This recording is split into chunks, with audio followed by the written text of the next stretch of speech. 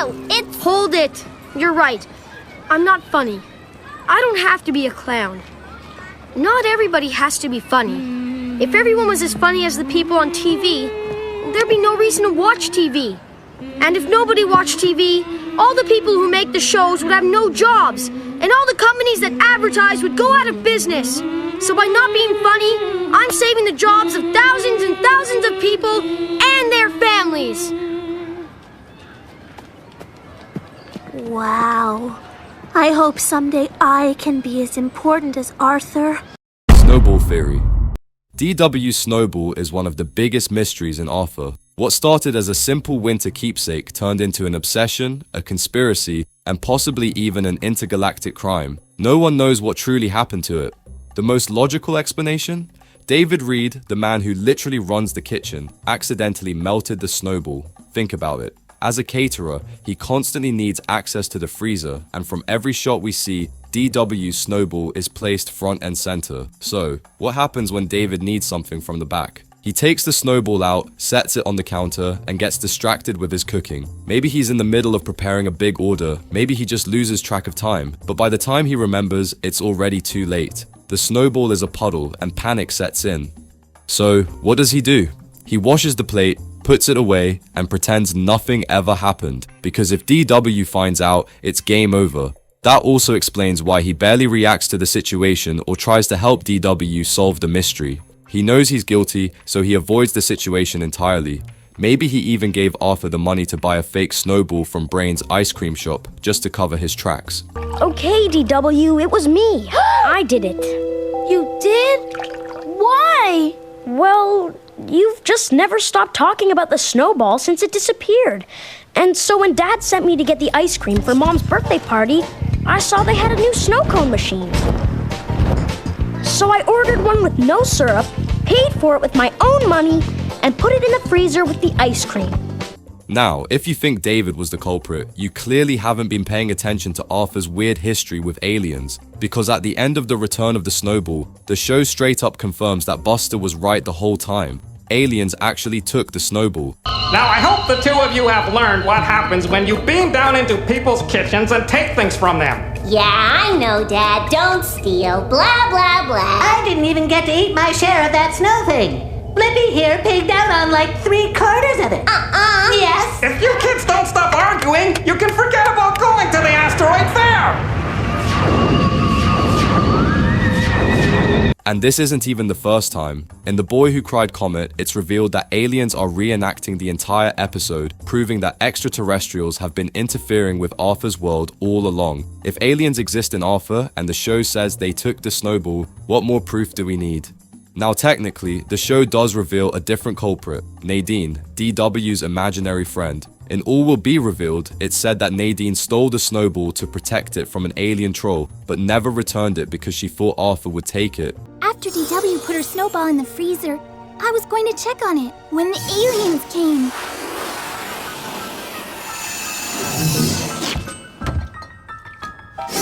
I knew DW would be devastated.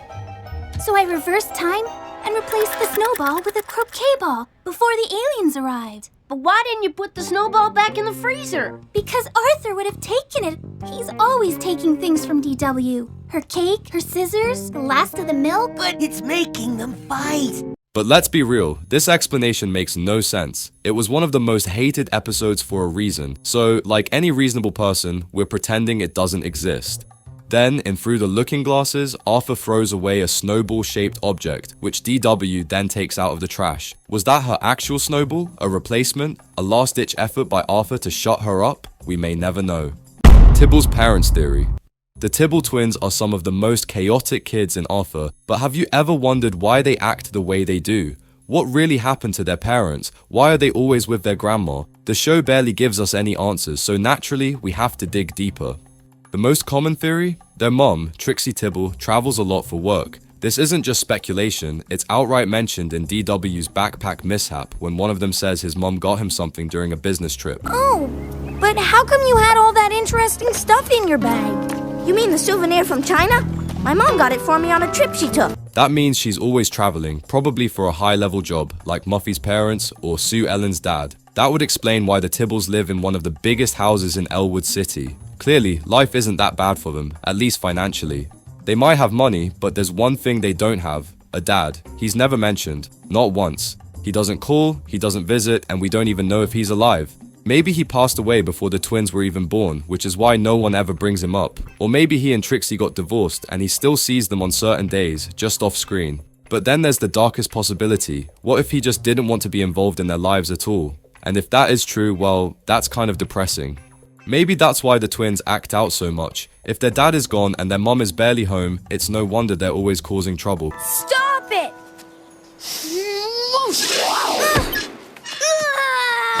What did you do? Blood! Mrs. Tibble! DW's face is bleeding! I think it's broken!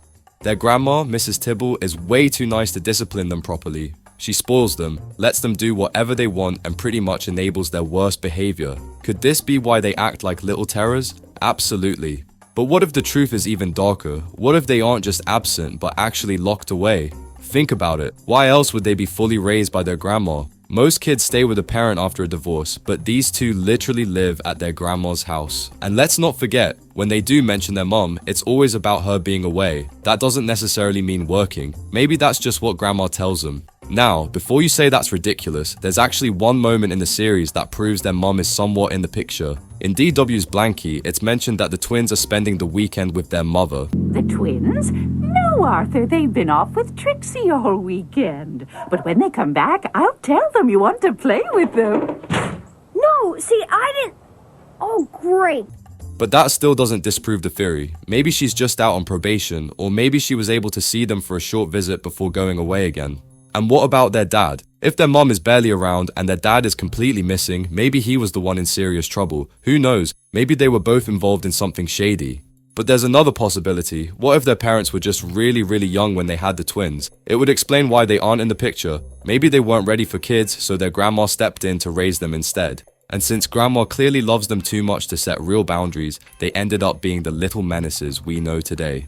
At the end of the day, we may never know the truth. All we do know is that their dad is gone, their mom is always away, and their grandma is the only one raising them. Whatever the truth is, one thing's for sure: the Tibble twins were never meant to be normal.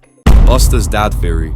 Buster Baxter has always been a little different. He believes in aliens, loves conspiracy theories, and is a bit of an oddball. But the real mystery isn't Buster himself, it's his dad. Something about Bo Baxter just isn't right. At first glance, he seems normal enough, but the longer you look, the more unsettling he becomes. In a world where every character looks like a proper cartoon animal, Buster's dad looks human. Not just slightly human, full-blown, walking down the street human. He's got a realistic nose, a full head of hair, and glasses that actually sit on his ears like they belong there. The only thing making him a bunny is a pair of ears slapped onto his head. That's it.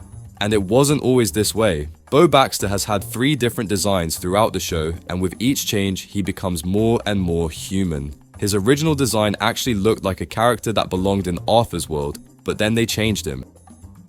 And then they changed him again, and now, he barely even looks like a cartoon animal anymore.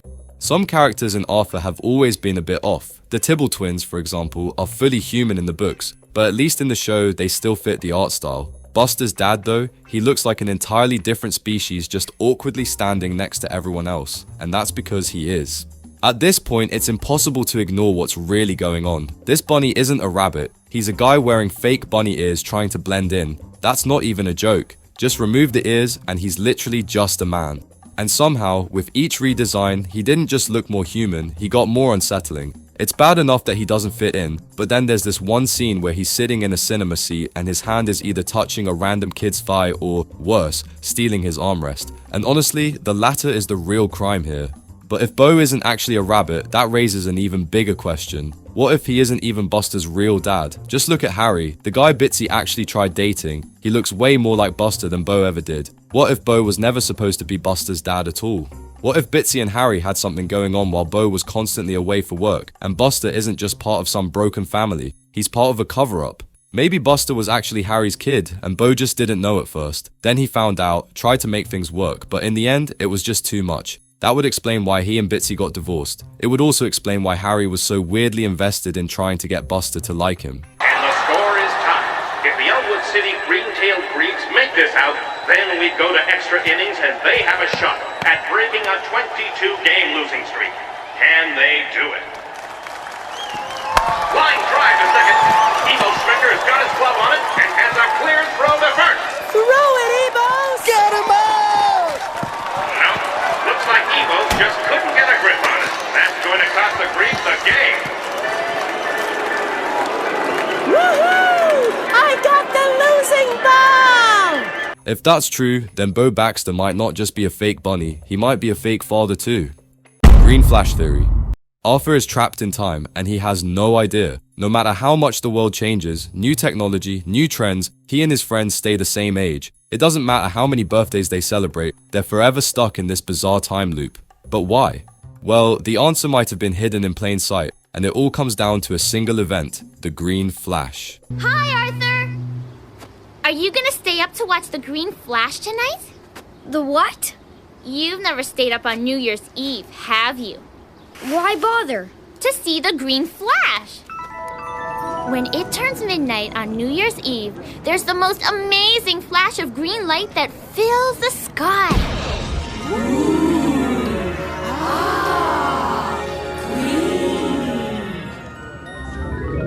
And that means a new year has successfully begun. Wow. If there's no green flash, it has to stay the same year for another whole year. See ya! Happy New Year! Maybe. DW stayed up that night. She watched the clock hit 12, but there was no green flash, no confirmation that time was moving forward. And if Prunella's right, that means Arthur and his friends have been trapped in the same year forever. But if that's not strange enough, just wait until you hear Binky's version of what happens at midnight. At midnight, this old guy with last year's date on him comes out. Then this kid in a diaper appears. Then they have this big wrestling match.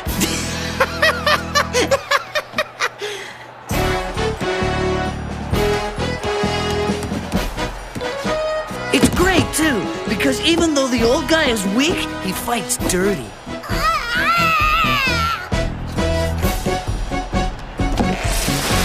If the baby wins, the new year begins. But if the old guy wins, the baby has to go live with a groundhog, and there's 6 more weeks of winter. If you put these two ideas together, Prunella's Green Flash and Binky's Time Loop wrestling match, there's only one conclusion: Arthur's world is frozen in time. Think about it. The world around them keeps evolving. Cell phones, computers, new inventions. But Arthur and his friends, they don't age. The passage of time is an illusion. The Green Flash never came. The New Year baby never won. And Arthur, he's still waiting for a future that may never come. Arthur and his friends aren't just living in childhood, they're trapped in it. A world frozen in time, waiting for a future that never comes and maybe never will. And that's why Arthur never grows up. Sugar Bowl Theory. Ever wondered why Brain rarely hangs out at the Sugar Bowl? Simple. His parents own a rival ice cream shop and business is struggling. While the Sugar Bowl offers a variety of food like hot chocolate, sandwiches, and crisps, the Powers shop is, well, different. Sure, they serve normal ice cream, but they also sell bizarre flavors like pizza, tuna fish, nachos, and even chicken feet. No surprise customers keep flocking to the Sugar Bowl instead. This isn't just a minor problem, it's a full-blown crisis. In Breezy Listening Blues, Brain starts stressing over the music his parents play in the shop, thinking it's affecting his grades. But the real issue? His parents are using it to lure in customers because they're desperate to stay afloat. My test results after exposure to the CD were 1/4 of a second behind my normal score. This proves that it's affecting my brain. 1/4 of a second isn't very much. How many tests did you do? Just one. That's all I could take. Alan, if you don't like the music, we can change it. But I don't think it caused you to get a B-. I don't dislike it. I mean, it's barely even noticeable. But it's designed just to make people buy more. Isn't that wrong? Don't we want people to buy more of our ice cream? Well, yeah, I guess. But we don't want to trick people into buying it, do we? You're certainly right about that. Things only get worse in Brain Freeze when a new ice cream shop opens across the road, stealing even more of their customers.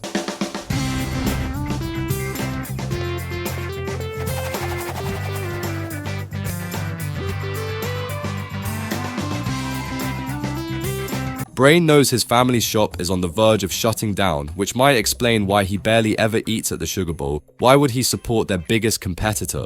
But here's where it gets interesting. In Sue Ellen Chickens Out, Sue Ellen launches a protest to save the Sugar Bowl from being replaced by a chicken licking. Brain joins at first, but then suddenly backs out, claiming he broke their no fast food pact. Where's Brain? What's this? The wrapper of a crunchy chick-a-lickin' sandwich. I broke down. Brain! I know. The head is strong, but the stomach is weak. Sorry, Sue Ellen. I can't join this protest. It would be hypocritical. Well, good luck. Hey, there's still cool piñata sauce in here. But let's be honest, that sounds like an excuse.